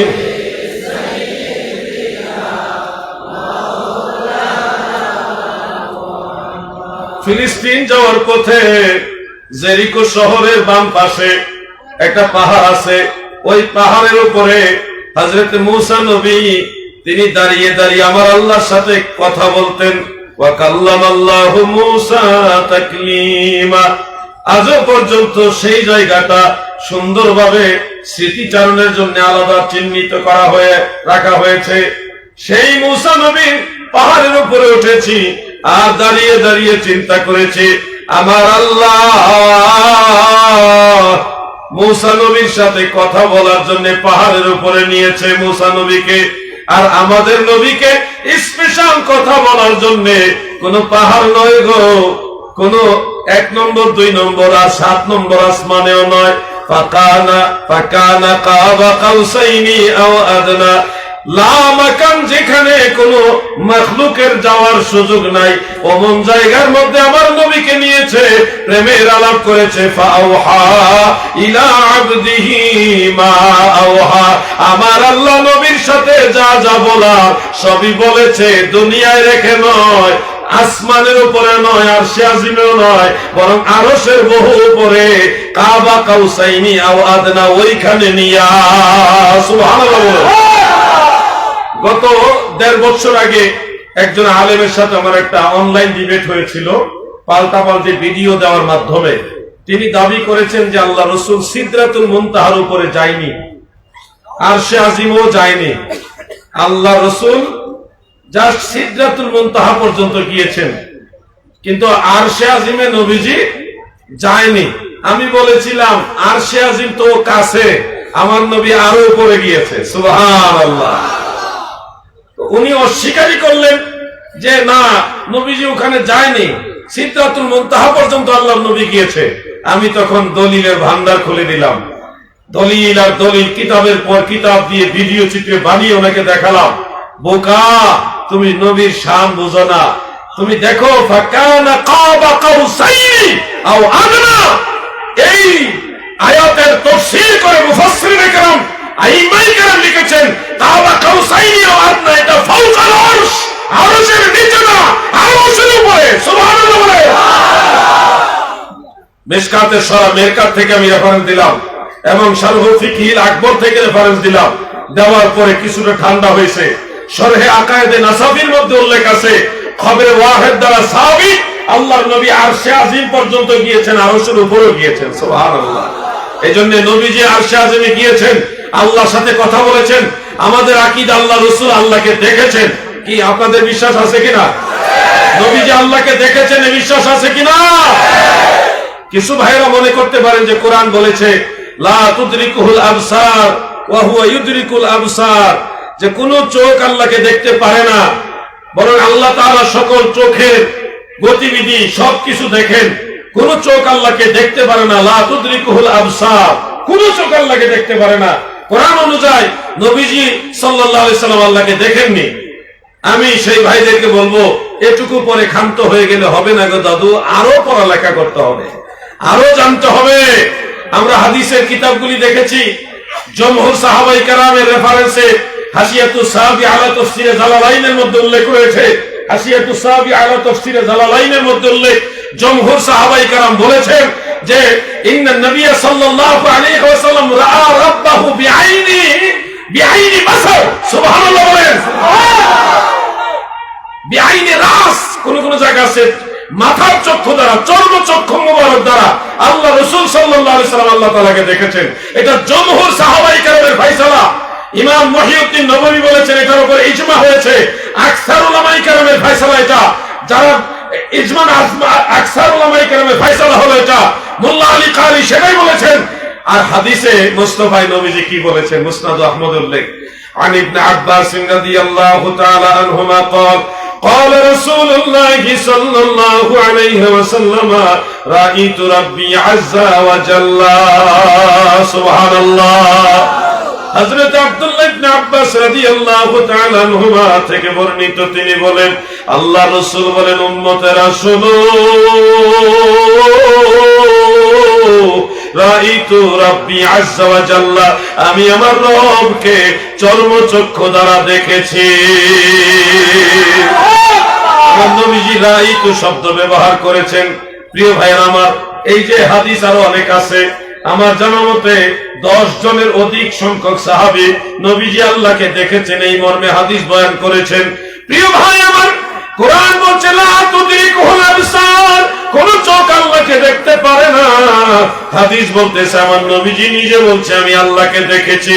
দুই কথার সমাধান সম্পর্কে হাফেজ ইবনে হাজার আসকালানী রাহমাতুল্লাহ আলাইহি বুখারী শরীফের শরহ ফাতহুল বারীর মধ্যে উল্লেখ করেছেন। এমনকি তাফসীরে মাযহারের মধ্যে আল্লামা কাজী সানাউল্লাহ ফানিপতি রাহমাতুল্লাহ আলাইহি, ওনার মাজার পানিপথে আছে, আপনাদের ভারতবর্ষে পানিপথে ওনার মাজার জিয়ারত করে আসছে। দাদু গো, তিনি তাফসীরে মাজহারির মধ্যে লিখেছেন লা তুদরিকুল আবসার। কোরআনুল কারীমের এই আয়াতের তাফসীর সত্য, কোরআনের মানা সত্য, তবে এই হুকুমটা হলো দুনিয়ার জন্য। কোরআনের বিধান আসমানের উপরের জন্য না, জান্নাতের জন্য না, কাবা কাউসাইনি আও আদনা ওইখানের জন্য না, কোরআনের বিধান হলো এই দুনিয়ার জন্য। এই জন্য পৃথিবী থেকে কোন মানুষ চর্মচক্ষু দ্বারা আল্লাহকে দেখেছে, এটা কোরআন বিরোধী হবে। কিন্তু কাবা কাউসাইনি আও আদনা ওইখানে নবীজি আল্লাহকে দেখেছে, এটা কোরআন বিরোধী হবে না, কারণ ওইখানে কোরআনের বিধান প্রযোজ্য না। আর আল্লাহ নবী চর্মচক্ষু মোবারক দ্বারা আল্লাহকে পৃথিবী থেকে দেখেছেন, এটা আমরা দাবি করি না।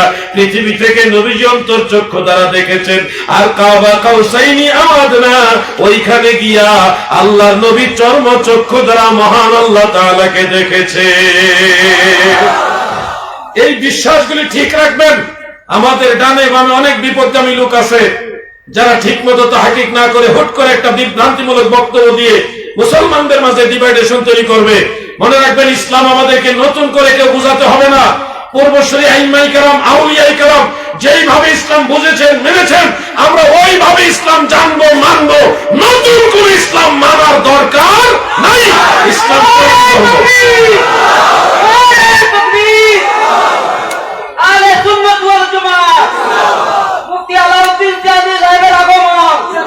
আমি বহু আগে আগমন হয়ে গেছি, বলি নারায়ে রিসালাত। আমি একটু পাওয়ার দেখবো, আপনি তাকবীর দিয়েন না। হ্যাঁ, সবাইকে, যুবকরা তোমরা কি আসো মাহফিলে? এই যুবকরা কথা বলো, আসো। আমি এবার একটু টাইম দিব, তোমাদের কেমন ইমানি জজবা আছে সবাইকে নিয়ে একটু তাকবীর দিব। রেডি আছো? এই ছেলেরা কথা কয় নাকি? তোমরা কি ভিডিও করছো দিকে তোমরা তাকবীর দিবা না নাকি? সবাই রেডি আছো? গলা ক্লিয়ার করেন। নারায়ে তাকবীর। দিছে তো, তারা দিছে, কয়েকজন দেখছি। আল্লাহু আকবার। এরা যে দুর্বল হয়েছে, এরা বিয়ে শাদী করতে পারতো না, কোন মেয়ে তাদেরকে বিয়ে করবে না। এবার যদি তাকবীরের আওয়াজ না হয়, তাহলে এমন বদদুয়া দেবো, কোন মেয়ে বিয়ে করতো না। রেডি? নারায়ে তাকবীর। ঠিক আছে, লাইক দিলাম, লাইক। এবার লাইকের পরে লাভ রিয়েক্ট হবে। নারায়ে রিসালাত, আহলে সুন্নাত ওয়াল জামাত, ইসলামের আলো, সুন্নিয়তের আলো। হুজুর আপনি দিছেন না? হুজুরে মনে করছে আমি তো আগে বিয়ে করে লেছি, বদদুয়া দিলে কাম হইতো না। নারায়ে তাকবীর। এইবার বুঝা গেছে যুবকরা আছে, চলবে কিনা একটু? আমি লম্বা আলোচনা দিব না, বিদেশি মানুষ, সব বিষয়ে আলোচনা করাও যাবে না। তো এই জন্য আমি কিছুটা ভেরেজ করে কথা বলছি। শুনুন ভাই ভাই বন্ধুরা, আকীদা ঠিক রাখতে হবে। আমার নবীজি কাবা কাউসাইনি আও আদনা, সাত আসমানের উপরে, আরশ, কুরসি, লৌহ কলমের উপরে গিয়ে আল্লাহর সাথে কথা বলেছেন, আল্লাহকে দেখেছেন। এটা সুন্নি জামাতের ভাইরা বিশ্বাস করে, আমরা বিশ্বাস করি। বিশ্বাস করেন কিনা আপনারা? সবাই বলেন বিশ্বাস করেন কিনা? বন্ধুরা আমার, বলবেন আল্লাহকে, আমরা আমাদের আকীদা আছে একটা, আল্লাহ, আল্লাহর কোনো আকার নাই, সকল আকারের ঊর্ধ্বে হলো আল্লাহ তাআলা, বা সকল আকারের স্রষ্টা হলো আমার আল্লাহ, এটা আমাদের আকীদা। কিন্তু কিছু ভাইরা মনে করেন যে আল্লাহর আকার আছে, আমাদের মতো না, আল্লাহর আকার আল্লাহর মতো, এই ধরনের কথা বলে তাদেরকে লা মাযহাবী বলা হয়। আমাদের বাংলাদেশে অনেকে তাদেরকে আহলে খবিস বলে। ইনারা বলে আল্লাহর আকার আছে, আর আহলে সুন্নাত ওয়াল জামাতের আকীদা হলো সকল আকারের স্রষ্টা হলো আমার আল্লাহ। আকার জিনিসটা মাখলুক, আর আল্লাহ হলো খালেক। আকার জিনিসটা হলো মাখলুক মানে সৃষ্টি, আর আল্লাহ হলো খালেক, স্রষ্টা। সৃষ্টি কখনো স্রষ্টা হতে পারে, স্রষ্টা কখনো সৃষ্টি হতে পারে না। মনে রাখবেন, আল্লাহকে যদি আকার বিশিষ্ট বলেন, তখন স্রষ্টাকে সৃষ্টির সাথে মিশিয়ে দিলেন, মিক্স করে ফেললেন, যেটা শিরক। আমি কোরআনুল কারীমের একটা আয়াত আপনাদের নিয়ে পড়তে চাই, আশা করি এটা আপনারা অনেকেই মুখস্থ জানেন। ফজর নামাজের পরে সূরা হাশরের শেষ 3 আয়াত পড়তে হয়। শেষের আয়াতটা হলো এইভাবে, হুয়াল্লাহুল খালিকুল বারিউল মুসাউবিরু লাহুল আসমাউল। কোন নামাজের পরে এটা পড়ে? আওয়াজে বোঝা যায় আপনারা অনেকে নামাজ পড়েন না। কোন নামাজের পরে? নামাজ পড়বেননি? নামাজ ছাড়া কোনো তরিকা নাই, নামাজ ছাড়া কোনো রাস্তা নাই। এই নামাজের ব্যাপারে অবহেলা দেখে মাজারে সেজদা, অহরহ সেজদা করে বিধায় আমিরে মুআবিয়া রাদিয়াল্লাহু আনহুকে সাহাবী হিসেবে মানে না, গালাগালি করে বিধায় আমি আমার বিশাল এক দল ছেড়ে দিয়েছি। বলছি তাদের সাথে আল্লাহ রাসূল থাকতে পারে না, কারণ যারা মাজারে সেজদা দেয়, সেজদার মালিক একমাত্র আল্লাহ। বলেন সেজদার মালিক কে? আল্লাহ। আপনারা কি সেজদা দেন নাকি দেননি? মানুষ আওয়াজ দিয়ে বলেন সেজদার মালিক কে? কোন মাজারে বা কাউকে, আল্লাহ ছাড়া কাউকে সেজদা দেওয়া যাবে না। পীর ও মুর্শিদের কদম বসি করা যাবে। কদম বসি করা সুন্নতে সাহাবা, সাহাবায়ে কেরাম নবীজির কদম বসি করেছেন। আমাদের বাংলাদেশে একটা জেলার নাম মৌলভী বাজার, হইতাম নিবা শুনিলাউকা বালা করিয়া হুনুকা খৈরাম খৈরাম হুনুকা। মৌলভী বাজারে বেশ কয়েক বছর আগে আপনাদের অপোজিটে বাংলাদেশে হলো সিলেট, সিলেট আর আপনারা হলেন আসাম। সিলেটের ওই পারে, একটু ওই পারে হলো, ওইদিকে হলো মৌলভীবাজার জেলা। মৌলভীবাজার শহরে আমি একবার আমাদের এক ভাইয়ের দোকানে গেলাম, 3 জন আলেম, ওনারা বলতেছে এই সুন্নিরা শিরিক বিদআত করে, তারা কদম বসিজা করে মাথা নত হয়ে যাচ্ছে, এগুলি মাথা নত হলেই শিরিক হয়ে যায়। তা আমি ছিলাম ওখানে, আমি বললাম ভাই কথাটা এভাবে বলা ঠিক না, সেজদা করলে হারাম হবে অথবা শিরক হবে, অবস্থা ভেদে ফতোয়া, কিন্তু আমরা তো কদম বসি করি, আমরা তো সেজদা করি না। কদম বসির হুকুম আর সেজদার হুকুম তো এক না। আল্লাহ ছাড়া কাউকে সেজদা দেওয়া যাবে না, আমরা একমত। যদি ইবাদতের নিয়তে গায়রুল্লাহকে সেজদা দেওয়া হয় তাহলে শিরক হবে, আর যদি তাজিমের নিয়তে গায়রুল্লাহকে সেজদা দেওয়া হয় তাহলে হারাম হবে, কবিরা গুনাহ হবে, তবে কাফের হবে না। এটা আমরা জানি। তারা বললে হ্যাঁ আমরাও তো সেটা বলি, তবে পীর মাশায়েখ তিনাদের কাছে গিয়ে যে এই মাথা নত করে কদম বসি করেন এটা শিরক হবে। আমি বললাম এটা শিরক হবে কোন কিতাবে আছে? এটা কি কোরআন শরীফে আছে না হাদিস শরীফে আছে না কিতাবুল আন্দাজে আছে? কিতাবুল আন্দাজ মানে অনুমানে,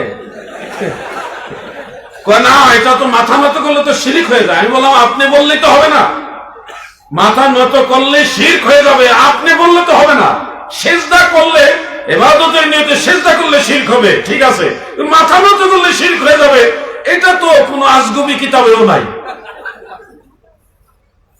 আমাকে ওনারা বললেন, 3 জন ওনারা, আমি একা। আমি বললাম যে মাথা নত করলে শিরক হবে, এটা তো কোনো কিতাবে না, আজগুবি কিতাবেও নাই। আর 3 জনে মিলে আমাকে ধরে বলতেছে যে আপনারা যে কদম বসি করেন এটার কোনো দলিল আছে? আমি বললাম কি বলেন, আপনারা আলেম না? আমি একটু বিস্মিত হলাম, আর কি আশ্চর্য হলাম, আপনারা আলেম না? অবশ্যই আমরা দাওরায়ে হাদিস কমপ্লিট করেছি। বাংলাদেশে কওমি মাদ্রাসায় সর্বোচ্চ ডিগ্রি হলো দাওরায়ে হাদিসের উপর, আরো বেশি বিভিন্ন বিষয়ে তাকাস, উসুল ফিকহ আর অনেক সাবজেক্ট নিয়ে খাসভাবে ডিগ্রি অর্জন করে, কিন্তু দাওরায়ে হাদিসটা তাদের মধ্যে নরমালি বড় ক্লাস। তারা আমাকে বললো আমরা দাওরায়ে হাদিস কমপ্লিট, আমরা পড়বো না মানে আমরা বুখারী মুসলিম পড়েছি, সব কিতাবই আমরা পড়েছি আলহামদুলিল্লাহ। আমি বললাম আপনি ঠিক মতো করেন না, দৌড়াই পড়ছেন কেন? বললাম মিশকাত শরীফ আপনি ঠিক মতোই পড়েন না, আর বুখারী মুসলিম পড়বেন কখন? আবু দাউদ শরীফের মেইন কিতাবের 709 পৃষ্ঠা একটা হাদিস রয়েছে, যেটা মিশকাত শরীফের 402 পৃষ্ঠার মধ্যে আছে। হাফেজ ইবনে হাজার আসকালানী হাদিসটা বুখারী শরীফ ফাতহুল বারীর মধ্যে উল্লেখ করে লিখেছেন সনদ হলো যায়িদ, মানে অতি উত্তম সনদ, হাসানের চেয়ে উত্তম, সহিহ চেয়ে একটু নিচে, এইটাকে বলা হয় যায়িদ। ইবনে হাজার আসকালানী এটাকে যায়িদ বলেছেন, অন্যান্য মুহাদ্দিসিন কেরাম হাদিসটাকে সহিহ বলেছেন। হাদিসটা হলো এইভাবে, ওয়া আন যারিন ওয়া কানা ফি ওয়াফদি আব্দুল কাইস قال لما قدمنا المدينه فجعلناه নাতাবাদারু মিন রাওয়াহিলিনা ফানুকাব্বিলু ইয়াদান নবী সাল্লাল্লাহু আলাইহি ওয়াসাল্লাম ওয়া রিজলাহু রাওয়াহু আবু দাউদ। হযরত জারির রাদিয়াল্লাহু আনহু বলেন, আমরা আল্লাহর রাসূলের দরবারে গেলাম, দ্রুত গতিতে যার যার বাহন থেকে নামলাম, নামার পরে নুকাব্বিলু ইয়াদান নবী, আল্লাহর নবীর হস্ত মুবারকে চুমা খাইলাম গো, ওয়া রিজলাহু, আল্লাহর নবীর কদম মুবারকে চুমা খাইলাম। নুকাব্বিলু এটা জমা মুতাকাল্লিম, মানে সব সাহাবারাই চুম্বন করেছে। আমরা যারা গুনাহগার আল্লাহর নবীর কদম মুবারকে চুমা খাইতে পারি নাই রে। আল্লাহর হাবিবের সোনার মদিনায় গেলে মদিনার ধুলাবালিগুলি চুমা খায়, কারণ ওই ধুলাবালিগুলি আল্লাহর নবীর কদম মুবারকে লেগেছে। এই জন্য শায়ের বলেন, মদিনায় ধুলাবালি মোর নয়নের কাজল, আমি মদিনার পাগল, আমি নবীজির পাগল, আমি মদিনার পাগল, আমি নবীজির পাগল। মদিনায় ধুলাবালি মোর, মদিনায় নয়নের কাজল, আমি মদিনার পাগল, আমি নবী। আমি হাদিস শরীফটা ওনাদেরকে শোনালাম, শোনানোর পরে বলতেছে, হ্যাঁ এরকম একটা হাদিস পড়ছিলাম, খেয়াল ছিল না। তখন আমি বললাম, খেয়াল রাখা তো উচিত, কারণ সাহাবায়ে কেরাম আল্লাহ রাসূলের কদমবুসি করেছেন। কদমবুসি করতে গেলে তো মাথাটা সামান্য একটু নিচু হতেই পারে, সেজদা হবে না, কিন্তু কদমবুসি হবে। তো সাহাবায়ে কেরাম যেটা করেছে, এটাকে আপনারা শিরিক বিদআত কিভাবে বলেন বলুন তো? কোন এটা নবীজির জন্য খাস, কদমবুসি সাহাবারা নবীজির জন্য করেছে, এটা শুধুমাত্র নবীজির বেলায় খাস, অন্য কারো বেলায় খাস না। আমি বললাম এটাও তো ঠিক না, এক সাহাবী আরেক সাহাবীর কদমবুসি করেছে, তাহলে তার স্বতন্ত্র রইল না, খাস রইল না। এক সাহাবী আরেক সাহাবীর কদমবুসি করেছে, তখন তারা একটু বললেন, না এটা হতে পারে না, আমরা এটা কোথাও পাইনি, আপনি এগুলি কোত্থেকে বলছেন, দলিল দিতে পারবেন? আমাকে বলতেছে, দলিল দিতে পারবেন যে এক সাহাবী আরেক সাহাবীর কদমবুসি করেছে? আমি বললাম, বলেন কি, আপনারা এটাও জানেন না নাকি এটাও বলে নাই? না বলেন, কোথাও হাদিস থাকলে বলেন, একটু নরম হয়ে বলতেছে, বলেন কোথায় হাদিস থাকলে বলেন। আমি বললাম, ইমাম বুখারী হাদিস বর্ণনা করেছেন, ইমাম বুখারী আমিরুল মুমিনিন ফিল হাদিস, তিনি আদাবুল মুফরাদের মধ্যে হাদিস উল্লেখ করেছেন, দুইটা হাদিস এনেছেন। এর একটা হাদিস হলো হযরত আব্বাস রাদিয়াল্লাহু আনহুর কৃতদাস হযরত সুহাইব রাহমাতুল্লাহ আলাইহি, তিনি বর্ণনা করেছেন, রাআইতু আলিয়ান রাদিয়াল্লাহু আনহু ইউকাব্বিলু ইয়াদাল আব্বাস ওয়া রিজলাইহি, সুবহানাল্লাহ। হযরত সুহাইব বলেন, আমি শেরে খোদা হযরত আলীকে দেখেছি গো, মাওলায়ে কায়নাত শেরে খোদা হযরত আলী ইবনে আবি তালিব রাদিয়াল্লাহু আনহু হযরতে আব্বাস রাদিয়াল্লাহু আনহুর হাতে এবং কদম মুবারকে চুমা খেয়েছে। আমি যখন এই হাদিসটা বললাম, ওয়াল্লাহি, আল্লাহর কসম করে বলছি, সম্ভবত তারা সবাই বেঁচে আছে, কারণ ওরকম বয়োজ্যেষ্ঠ লোক ছিল না, তারা সবাই হয়তো বেঁচে আছে। আমি যখন এই হাদিস শরীফটা ওনাদের বললাম, তিনারা একটু আওয়াজটা ভলিউমটা কমিয়ে বলতেছে, আসলে ভাইজান আপনি যে হাদিস বললেন, আমাদের এটা যাচাই করতে হবে কিতাবে আছে কিনা, এটা যাচাই করে আমাদের দেখতে হবে, তারপরে আমরা এই ব্যাপারে কিছু বলবো, এছাড়া কিছু বলতে পারবো না। আমি মঞ্চে অসংখ্য উলামায়ে কেরাম আছেন, মঞ্চের বাইরেও বহু আলেম আছেন, আমি আপনাদের একটু সহযোগিতা চাচ্ছি সাধারণ মানুষকে বোঝানোর সুবিধার্থে। আদাবুল মুফরাদে যদি কেউ পেয়ে থাকেন এই হাদিসটা আমাকে একটু বলেন যে আমি পাইছি এই হাদিসটা। ওয়ান সুহাইবিন রাহিমাহুল্লাহ قال رأيت عليا رضي الله عنه يقبل يد العباس عباس ورجله। এই হাদিসটা কি কারো নজরে পড়ে নাই? এই যে এখানে একজন আছে, উনি পাইছেন, আলহামদুলিল্লাহ। আচ্ছা, কয়েকজন পাইছেন, ওই যে আছে, আলহামদুলিল্লাহ। তাহলে আমাদের সুন্নি আলেমদের নজরের মধ্যে হাদিস শরীফটা আছে, এবং সনদ নিয়ে আমি দেখেছি আসমা রিজালের আলোকে, রিজালুহু কুল্লুহুম মুওয়াফফাকুন, সমস্ত রাবীরা হলো সেকা, মানে এটা শক্তিশালী হাদিস, সহিহ হাদিস। লামাযহাবীরা আবার এখানে খটকা ধরে, সুহাইব উনি দুর্বল রাবি, উনি অজ্ঞাত রাবি, উনি মজহুল রাবি, বিভিন্ন ধরনের অভিযোগ তুলে। অথচ ওনার সম্পর্কে আসমাউর রিজালের কিতাবে ইমাম ইবনু হাজার আসকালানি তাকরিবুত তাহজিব নামক একটা কিতাব লিখেছে। সেখানে সোহাইবের নাম উল্লেখ করে লিখেছেন যে ওহুয়া মকবুল, সে হলো মকবুল রাবি, গ্রহণযোগ্য রাবি। অন্যান্য কিতাবে ইমাম জাহাবি সহ অন্যান্য মুহাদ্দিসরা বলেছে সে সিকা, সে বিশ্বস্ত রাবি। অতএব লা মাযহাবিদের ধোঁকায় পড়ে আবার আল হাদিসকে জাল হাদিস বানাই দিবেন না, খবরদার। তারা কিন্তু অনেক সময় ধোঁকা দেয়। তাহলে আমি আপনাদের যে মেসেজটা দিতে চাচ্ছি সেই মেসেজটা হলো মাজারে সেজদা দেওয়া যাবে না, আল্লাহ ছাড়া অন্য কাউকে সেজদা দেওয়া যাবে না, সেজদা একমাত্র আল্লাহর জন্য, এটা সঠিক। তবে আল্লাহ ছাড়া অন্য যারা পীর ও মুর্শিদ আছে, মা বাবা আছে, বুজুর্গ উস্তাদ আছে, শায়েখ মাশায়েখরা আছেন, ওনাদের কদম বসি করা যাবে। কদম বসি করা মুস্তাহাব, মানে সুন্নতে সাহাবা। কিন্তু সেজদা আল্লাহ ছাড়া অন্য কাউকে করা যাবে না। কথা কি ক্লিয়ার হয়েছে? আওয়াজ বলেন, ক্লিয়ার হয়েছে? আল্লাহর ওলিদের কদম মুবারকে চুমা খাবেন, মা বাবার কদম বসি করবেন। সন্তান যদি মা বাবার কদম বসি করে তাহলে সন্তান মা বাবার সাথে খুব সহজে বেয়াদবি করে না। আমরা বাংলাদেশে পরীক্ষা যাওয়ার আগে মা এবং বাবা মুরব্বী থাকলে ওনাদের কদম বসি করে তারপরে বের হই, দোয়া নিয়ে বের হয়। এটা আমাদের একটা কালচার, একটা রেওয়াজ। আপনাদের ভারতবর্ষে আছে কিনা এরকম? মাশাআল্লাহ, মাশাআল্লাহ, মিল আছে। তাকে মা বাবা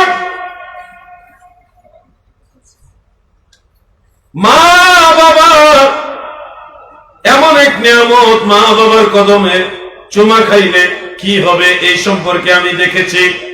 বাংলাদেশে সিলেট অঞ্চলে একজন পীর সাহেব ছিল, যিনাকে শামসুল উলামা নামে অনেকে চিনেন। আল্লামা ফুলতুলি সাহেব কিবলা রহমাতুল্লাহ আলাইহি, নিশ্চয় আপনারা ওনার নাম শুনেছেন। তিনি মাঝে মধ্যে এই হাদিস শরীফটা বলতেন।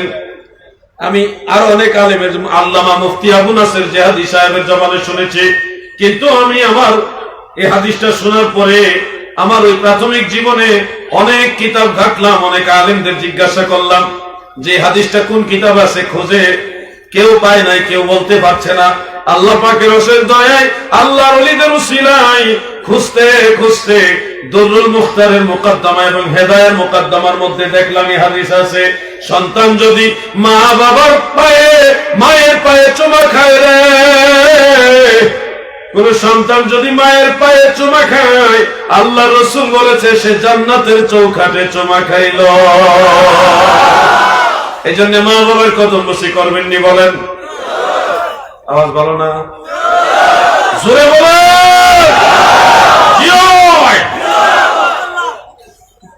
আওয়াজ নাই কেন? ব্যাটারি দুর্বল নাকি?